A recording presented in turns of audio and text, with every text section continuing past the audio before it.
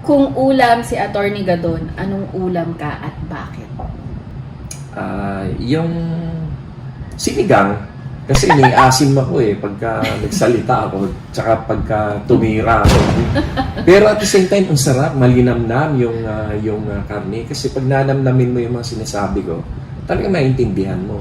Maasim na yun doon sa mga dilaw, no? Yung mga tanga at mga bobog na mga...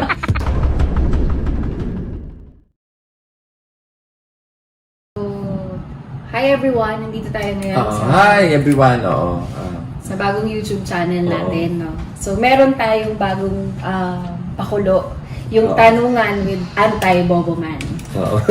Okay, so Sige, para siyang fast talk pero basta kung sagot ka lang right away, tsaka keep it short, okay? Pero teka, napuna ko kasi na yung aking mga interviews sa TV and radio and yung aking mga posts sa ating Facebook, maraming gumagamit ng mga YouTube vloggers, ano. Okay lang yan, no? Kung gusto ninyo, kung nagugustuhan nyo, gamitin nyo lang, walang problema yon, no? Maraming salamat sa inyong support. Okay, question number 1. Bakit ka nag-lawyer? Father ko. No? Okay. At saka, nung time na graduate kami ng college, marami kami magkakaibigan kami noon. Siguro mga 4 o 5 kami noon. And dahil masyado kaming close, masayahin kami, napag-desisyon namin na mag-take up ng law. So nung nag-enroll kami sa College of Law, magkakasama pa rin kami. Sino ang iniidolo mong abogado sa Pilipinas? Ay, siyempre, no other than the late President Ferdinand Marcos. Sino ang paborito mong presidente? Ay,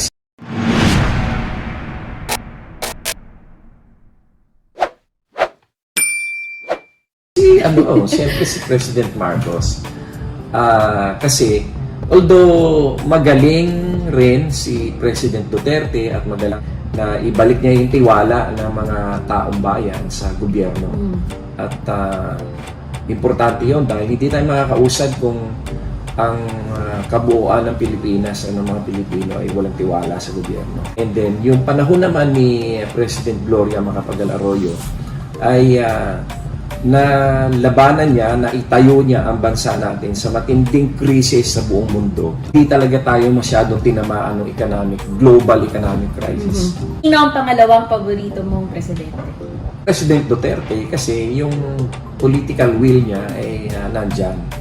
Although marami pa akong expectations na hindi pa nagagawa o hindi pa nabibigyan ng hindi pa naisakatuparan, pero maasa ko na itong the last 2 years of this administration ay maiano pa rin niya, maitulak pa din niya. So tayo sila ni President Gloria Macapagal? Oo, si President Gloria Macapagal Arroyo kasi yun talaga pag-manage niya na economy, napakaganda. In fact, nung bago siya bumaba sa pwesto, maganda ang ating economic situation noon. Even yung ibang bansa, ginagalang tayo dahil yung napaka-resilient ng ating bansa, yung economy natin. At saka, yung hindi tayo masyadong naapektuhan ng financial crisis. Si GMA, maganda yung pagkakamanage niya. Pati yung pag-handle niya kung paano babayaran yung ating external debt, na-manage siya na maganda yun. And nung time na meron siya mga pamamaraan noon na talagang napaka-talino ng ginawa niya kung paano niya na-control yung pagbaba ng exchange rate, yung value ng pesos, no? Kung paano niyang tiningnan in the future yung mga industries na kung saan ay makakapag-compete ang Pilipino. Kagaya na lang ng business process outsourcing. Alam mo ba na naging number 1 ang Pilipinas dyan during the time of GMA or Gloria Macapagal Arroyo kasi talagang pinuntahan niya sa Amerika. Niligawan niya, Niligawan niya talaga na yung pag-dinner siya, ganyan. So nakapag, dulot ng maraming trabaho? Oo, milyon ang nagkaroon ng trabaho dahil dyan. At saka laki-laki na kinikita ng Pilipinas dyan. Probably, isa rin yun sa mga nagpabalanse ng ating economic financial balance nung time na yun. Okay, so sino ang paborito mong anak? The joke lang, okay. Anong mga palayaw na binigay sa'yo mula pagkabata? Nonoy, nung ano, kasi yan ang pinaka-usual na palayaw kapag yung youngest son. And then, nung high school kami, kasi ang tawagan namin sa school yung apelyido eh. Ang tawag nila sa akin, Gadi. Gadi. Anong favorite Filipino dish mo nung bata ka? Sweet and sour fish, yung escabeche, kasi si nanay magaling gumawa nun eh. Mahilig ka magluto kagaya ng mama mo. Ano ang pinaka-paborito mong luto mo? Yun nga, yung Yes, escabeche. escabeche. Oo. Lagi mo ako na advance ka mag-isip ko eh. Ano ang favorite Filipino dish mo ngayon? Yung kare-kare. Kare-kare. Oo. At saka yung sinigang na sugpo o hipon. Ano ang paborito mong niluluto? Adobo. Ano yan na perfect ko yung adobo eh. Yung sinigang sa bayabas, either pork sinigang or sugpo. Kung ulam si Attorney Gadon, anong ulam ka at bakit? Yung sinigang, kasi iniasim ako eh pagka nagsalita ako, tsaka pagka tumira ako. Pero at the same time, ang sarap, malinamnam yung karne. Kasi pag nanamnamin mo yung mga sinasabi ko, talagang maintindihan mo. Maasim na yun dun sa mga dilaw, no? Yung mga tanga at mga bobog na mga So, minsan, pag kinain nila yung sili, manghang. Oo. Saan mo paborito kumain nung binata ka ba? College kami noon, ang dami namin mga kainan dyan sa Murayta eh. Yung buong harapan ng FEU na yan, Murayta na yan, halos lahat yung kainan except yung Almar's na bookstore at saka yung Miranda bookstore. The rest, puro ano na yan, puro kainan yun. Merong ice cream house, merong hamburger, merong yung mga parang pares, yung tsaka nung college ako, yung unang-unang branch ng McDo sa Murayta. Doon, so palagi kaming kumakain dun sa McDo sa Murayta. Kung may nag-doorbell. Saan mo unang dinala para mag-date si mama? Sa isang disco bar diyan sa yung dating Ramada Hotel. Saan paborito mong restaurant? Ngayon, meron akong gustong kinakain ng restaurant pag nasa mall ako, yung Tuan-Tuan. Tuan-Tuan. Tuan. Tuan-Tuan. Meron akong favorite dish doon.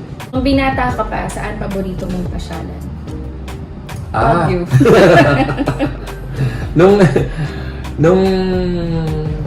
nung binata pa ako, ang mall pa lang noon yung talagang mall na matatawag mo na mall, ay Ali Mall pa lang. Diyan sa Cubao.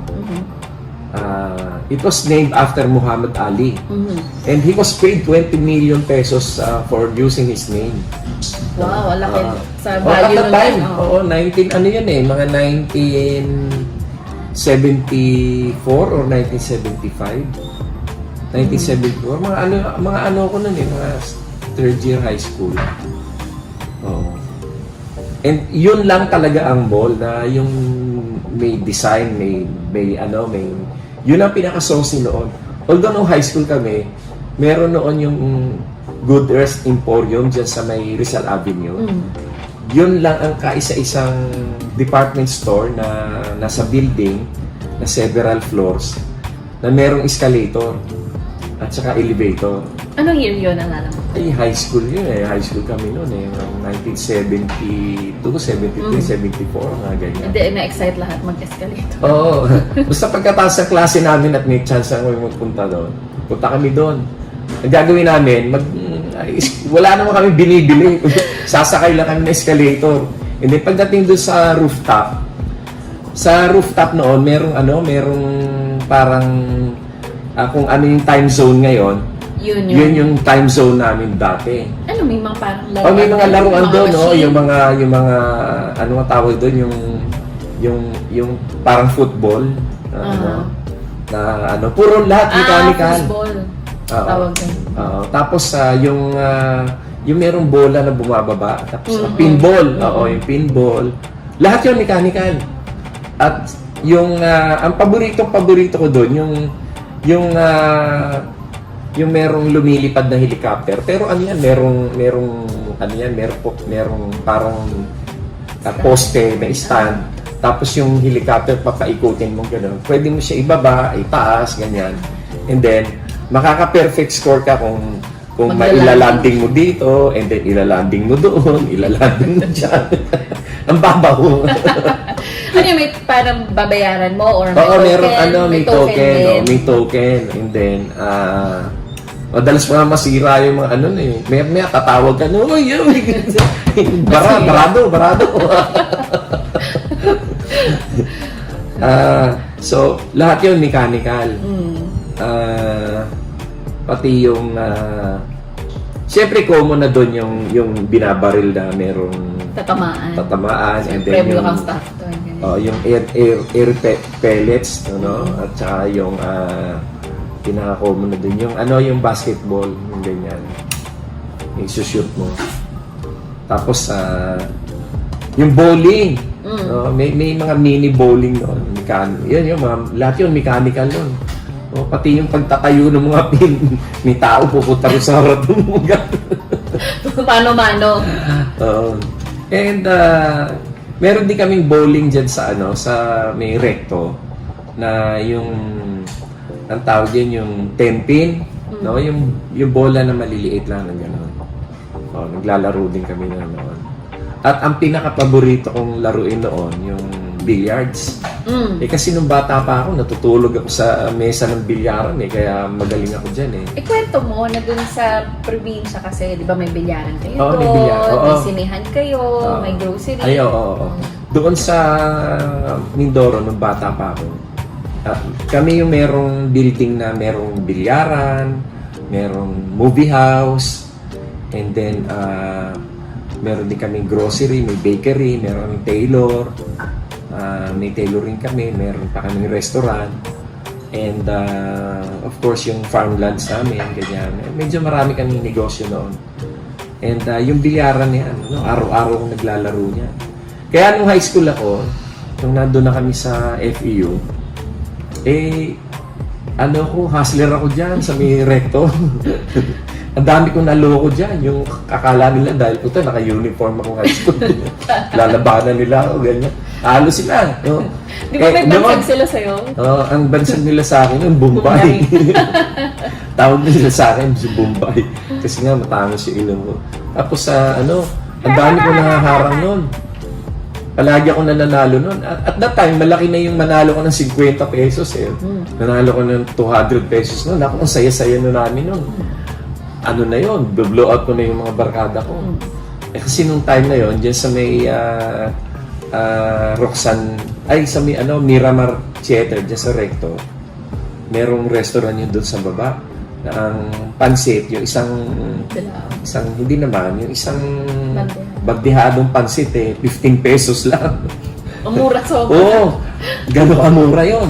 So kung 4 kaming kakain, kasyang-kasya na yun. Tapos order ako ng order kami nung hamburger na pag hinati mo, yung isang buo kasi ang laki, pag hinati mo, pang 2 tao na yun.